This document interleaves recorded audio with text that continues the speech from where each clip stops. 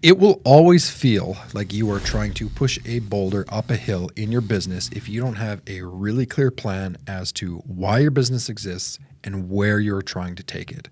If you do not have that direction, you will be unable to reverse engineer the steps that you need in order to get the results that you want. Where you're trying to go will always remain this vague, unclear, nebulous, amorphous thing, and it will cause a lot of frustration. And it's what keeps a lot of great business people in striping and seal coating from from growing their business. So the whole point of this podcast episode is to help you understand why does your business even exist in the first place? Like, why does it exist? Where are you trying to take it? What does the vision look like? And how you being able to articulate that in either verbally or even writing it down will be the big difference between you spinning your wheels or gaining traction and actually growing your business. So the reason why this is so important is a lot of business owners would love to do more. They would love to grow revenue. They'd love to be able to accomplish more impact with their business, but they simply don't seem to get the traction and they get stuck and they're unsure, why is my business not growing? So I'm going to share with you what I've learned in my business, but also what I've learned from coaching other people's businesses. And I'm going to share with you a very consistent trend that I see in pavement businesses that are under $1 million and how this one thing can be a huge unlock for you to be able to actually grow. So I'm going to take you in the Wayback Machine to 2022. In 22, I started a 12-week group training program for pavement businesses. I don't do this anymore. That's a whole other story. I enjoyed it, but everything goes to the Skool platform now. I just find that way more effective. It was hard to work with businesses for 12 weeks and then say goodbye to them. Anyways, back on track. The point of this 12-week program is I would get a small cohort of businesses, usually 5 or 6, and every week for 12 weeks for an hour, I would guide them through a specific relevant business topic over those 12 weeks. So it was a whole curriculum. It was all built, and it took them from, obviously sales and marketing and recruiting and hiring and providing leadership and identifying your ideal clients and figuring out a CRM and your pricing. And it was basically just very tactical, very 12 weeks. It was an hour of boom, getting hit in the face with information. And it was all information that I had used in my business and I shared with them. Now, one thing was really interesting when I started this academy. I would send everyone an intake form to fill in. So I'd get a summary of their business. Most of the businesses who joined that academy were, they're 100,000, 200,000 in revenue type companies. Some were a little bigger, but most of them were around that revenue point. And almost all of them, and I didn't go back and look, it might even be all of them, but almost all of them on the intake form, when they were asked, what is the direction or the purpose of where your company is going? What are you trying to accomplish? Almost all of them had no way to articulate it. They weren't clear on where their company was trying to go, why it exists in the first place, and what the end goal was. Now, to be clear, business is infinite. It's not like there's a goal where you win. The point, though, is that a business that has a very clear identity that they're trying to build or a very clear target that they're trying to hit will allow the business to gain traction a lot quicker. So it was unsurprising to me that some of the people who took that academy had been in business for years, but had been stuck at the same revenue that they had for a long time. And a lot of them were trying these different things with no success to grow the business. So there is a mountain of research that suggests that people who are able to clearly identify the goal that they're trying to do, they will be able to succeed more, right? Take health and fitness is the perfect example of this. My boy Matt was just telling me he's crushed a 2-hour gym session the other day. Attaboy Matt. So people who are people who are trying to accomplish a specific end goal with their health and fitness, whether that's exercise, weight loss, whatever. All the studies say the same thing, and we know this. All the studies are clear that people who are able to write down what the goal is and have an articulated plan on how they're going to get it are significantly more likely to succeed than people who are just I just want to get in shape. If you don't define what you're trying to do, you will probably struggle because getting in shape is a vague, unclear term that no one can really explain. What it means to you, though, is probably different than someone else's definition of get in shape. So Matt can say to me like, oh, I feel like I'm in terrible shape. And I look at it and I'm like, dude, you're doing just fine. But people have different levels of that definition, right? So if you can write it down, what you're trying to do, you're more likely to succeed. It's the same in business. Like nothing changes. And it's amazing how many pavement businesses in particular, under like $500,000, like they just don't know where they're trying to go. So what happens is, as a result of that, they get distracted. They are inconsistent in their strategic direction. They try to add on services, or they're looking at new things to do, or they have like no recruiting and hiring plans. So they're just kind of hiring people wherever. And they've got this thing that kind of works and kind of makes money, but it's keeping the business small. The business is unable to get traction. And it's not always because they're lacking talent or they're lacking procedures or they're lacking opportunity. Often they just lack clarity. Who are we trying to do? Who are we trying to serve? What are we trying to become? Like, what is this company supposed to do? So how can you get somewhere if you don't define where you're trying to go? So I know that a lot of business owners out there are wired very similarly. Okay. So take myself as an example. I've taken a lot of like personality assessments, behavioral assessments. I love psychology. I love all that. I think it's great. And people who start businesses are often wired the same way as me. They're like, I call it high action, low friction. So they're able to make decisions quickly. They are able to take high levels of action, and they're low friction, which means they don't often need a lot of information to actually make the jump, right? So the whole reason I started a striping business was not because I was gifted with 3 decades of experience from people in my family, it wasn't any of that. When I bought the machine, I had no idea how to run the thing. I did it because I just thought that I could do it better than the guy in my city. Like full stop. I was like, I think I can do it better. So 5 years later, or 7 years later, I should say, now I have a company. I'm still wired the same way as to who I am. And most business owners are wired this way. They don't need a lot of info to make the decision.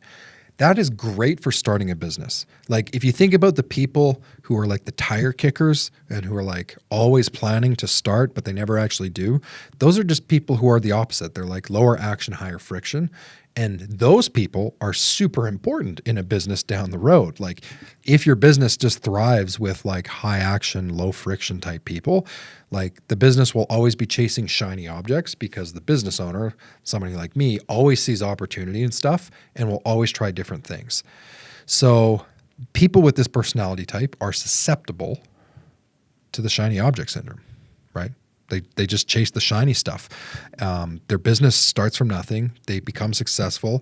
The business starts to grow a little bit, and then they hit bottlenecks. They hit constraints. And I know there's some of you who are listening to this are in this position. We're like, I didn't grow as much as I wanted to. The business is kind of just stuck right now. And what they end up doing is they either like blame all sorts of things like external circumstances, people, the market, my competition, whatever. And instead of solving it, the root of the problem, they just pivot to something new. And they're like, I'm just going to do something new. They hear somebody out talking on, like they hear me talking about like infrared patching. And they're like, that's what I need to do. I need to add infrared patching to my business. When the reality is they never needed to add more services. They just needed to get really good at the thing they're already doing. And they also needed to clarify what they're trying to accomplish. So this is how you grow a business from low 6 figures to be able to grow it to mid 6 figures and eventually 7 figures in revenue. So to explain this, a super quick story about how I've taken my own advice here with seal coating. Okay. So in 2020, I hired a business coach because my business was growing and I didn't know what to do. Good decision to hire a coach if you're really stuck. I hired a coach, and one of the first things he identified with me was, let's clarify like what you're trying to accomplish with this company. And I was agreeable to it. I was like, no problem. I'd never never documented it, never said it out loud. And through the process of coaching, I was able to identify that the point of my company at that point, which at the time was called Laser Line Painting, the point of that company was to eventually grow it in the city which I'm in, Prince George, and make it like the go-to pavement company in Prince George. So there was, no plans to expand it to other cities. There was no plan to like franchise it. Like that was never my aim. But I also had never really clarified that and said it out loud before. So my coach was excellent at not just helping me clarify, but like helping me to think about what the company could be. Because if you've never grown a company to that size, it's really hard to imagine. Once I got clear, I was like, okay, this company will exist to become the go-to pavement company in Prince George. And over time, that's been clarified even further. Like today, I can tell you the mission of or why this company exists, I should say, is to provide the maximum amount of value and aesthetics and safety for pavement in Prince George and central British Columbia. That's it. That's why we exist. What does that have to do with seal coating? Where I am, seal coating is not very popular, like at all. It's just not. There's like some residential driveway sealing people, and I think there was, when we started, there was like one commercial company who like kind of offered it, but not really. Other companies had definitely tried, but the market here in Prince George just simply doesn't demand seal coating. And I knew this. So what I did in 2021 and 2022 was intentionally not start seal coating, even though it was going to be part of the plan in the future. I decided not to start seal coating because I knew that it was going to be a huge market barrier to try to get into. I had to educate a lot of our clients about it. And so just from a strictly pure business-only decision, investing in brand new seal coating equipment, which we did in 2023, and starting that division was a terrible financial decision when we started. And we knew that. And we did it anyways because it was part of the identity of the company. The company exists to provide the maximum amount of value for our customers. Now, you know, and I know, and people in the pavement industry know that parking lots that are seal coated last longer, aka increase the value. So getting really, really clear on what the point of the company was and where we were trying to go, identifying the direction we were trying to go was critical for us. Because if we didn't do that and we just chased the dollars, we would have done it for 1 year and gone, this was the worst decision ever. That division lost money. Let's sell the equipment and just go back to our other thing. That's what I see most businesses doing. They're chasing shiny stuff. So right now, and this is some of you who are listening, this is you. Some people who have a striping business right now that's doing 100 or 200,000 in revenue are getting super hyped up and focused on robotics and robot painters and painting things that, paint on GPS. And so they see this technology kind of hanging out online on social media, and they're like, man, I wonder if I should buy that. Like, wonder if I should get into this technology. And so companies that are like at very small levels, $100,000, $200,000, are looking at technologies that are going to quite literally cost them $100,000. And they're like, should I maybe get into this? And I'll give you, I'm not even going to make a story out of it. No, you should not. If your company is doing $100K, you do not want to spend all of your revenue on a new technology because you think it looks cool and because it's like, well, I can make more money with it. This is shiny object syndrome. This is the lack of direction. There's a very good chance that you adding this brand new technology, which is very much an early adoption phase, to your already small business, which can't support that anyways, is going to be a terrible decision. You don't need a robot if you're doing $100,000 in striping. You don't need it. You need to learn to pick up the phone, develop relationships, ruthlessly call customers, and upsell your current customers, and do all of the things that you're going to need to support the business as it grows that way. You just dumping a robot into the mix is going to do not much. You're going to be incredibly frustrated because you haven't even built the foundational skills yet. Only a company that has a clear direction can make that wise strategic decision. And so again, I see this time and time again. There's companies that have low-hanging fruit that would help them grow their business, and they're ignoring it because it's boring work. And instead they're like, but robots, but seal coating. Oh, one of my customers asked if we could do infrared, so I'm going to go buy infrared. And they're not clear on what the point is of their company. So another quick story, a good friend of mine, friend of the pod, in fact, called me and basically called me out on this very thing that I'm talking to you about. And this is what inspired me to make it into an episode. So I'm good friends with Daniel Wright. So we text at least once a week, but he randomly calls me on a Friday, every like 2 or 3 Fridays or whatever. And we talk about business and technology and what's working and what's not. And recently he called me and I was describing some of the situations in the pavement company I was trying to accomplish, as well as what I'm doing with the podcast company and some of the clients that I'm coaching and how many more I'm looking to add. And we were just having this broad discussion. And he asked me, and he's like, kind of out of the blue, he's like, Cam, do you have shiny object syndrome? And I got like kind of offended because I was like, no, like that's the very thing I'd go on this microphone and tell people not to have. But I was a lot nicer today and I didn't get offended. Instead, I joked with them that like, oh no, I can just run 2 companies because I'm a special snowflake and no one else is. But the point he made kind of stuck with me. He's like, why are you running a media / podcast / coaching company? And at the same time, you're also telling me that you are trying to actively grow the pavement company you have. Like, every piece of advice ever from successful people says, don't chase shiny stuff and just do one thing and do it really well. And I know he's right. Like that, he's 100% right. So I gave him the honest answer. But then after that call, I started to think about it. And I had to like ground myself and be really sure, like, is this the right thing to do? Like straight up, I split my attention between 2 companies. It's a buttload of work. When we do a podcast day, we're gonna be here a long time today.